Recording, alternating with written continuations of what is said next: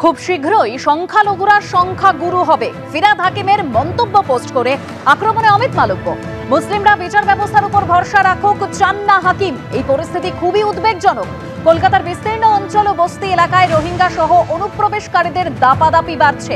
হাকিমের মন্তব্য আরো বেশি অবৈধ অনুপ্রবেশে প্রশ্রয় দিচ্ছে। এলাকার জনবিন্যাসের ভারসাম্য নষ্ট হবে। বাঙালিরা খুব শীঘ্রই নিজের রাজ্যে ইসলামিক উগ্রবাদের চ্যালেঞ্জের মুখোমুখি হবে। সোশ্যাল মিডিয়ায় ভিডিও পোস্ট করে মন্তব্য করেছেন অমিত মালব্য। हम एक ऐसे कौम से हैं जो कौम बंगाल में तो हम 33% हैं, मगर हिंदुस्तान में भी हम सिर्फ 17% है और हमें माइनॉरिटी कम्युनिटी कहा जाता है। मगर हम अपने आप को माइनॉरिटी नहीं सोचते हैं। हम सोचते हैं अगर अल्लाह की रहमत है हमारे ऊपर, अगर तालीम हमारे साथ है,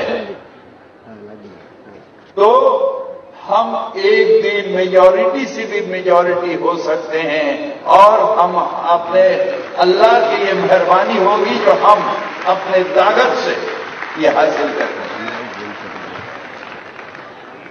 हमारे कौम बहुत सारे जगह हम देखते हैं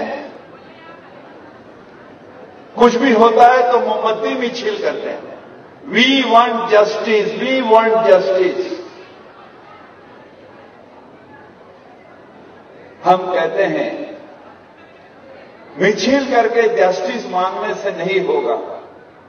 अपने औकात, अपने रुतबा ऐसे जगह पर बढ़ा जो तुम खुद जस्टिस देने के लायक होगे। जस्टिस मांगोगे नहीं, जस्टिस दोगे। আজকের কথা না, উনি এর আগে উনার ধর্মে সবাইকে যোগ দিতে আহ্বান করেছিলেন, মানে দাওয়াতে ইসলাম দিয়েছিলেন। এবং তিনি সেদিন তার আগেও একটা কোনো অকেজনে বলেছিলেন আমি সেই দিন খুশি হব যেদিন পশ্চিমবাংলার 50%-এর বেশি মানুষ উর্দুতে কথা বলবেন। অর্থাৎ উনি ওনার ধর্মীয় সংখ্যাগরিষ্ঠ মানুষ গ্রহণ করুক এটা চান অনেক আগে থেকে। উনি যে ভাষায় স্বচ্ছন্দ সেই ভাষায় গরিষ্ঠ সংখ্যক মানুষ কথা বলুক এ স্বপ্ন উনি দেখেন। ফিরহাদ হাকিম নিঃসন্দেহে একজন ধর্মনিরপেক্ষ সেকুলার ব্যক্তি।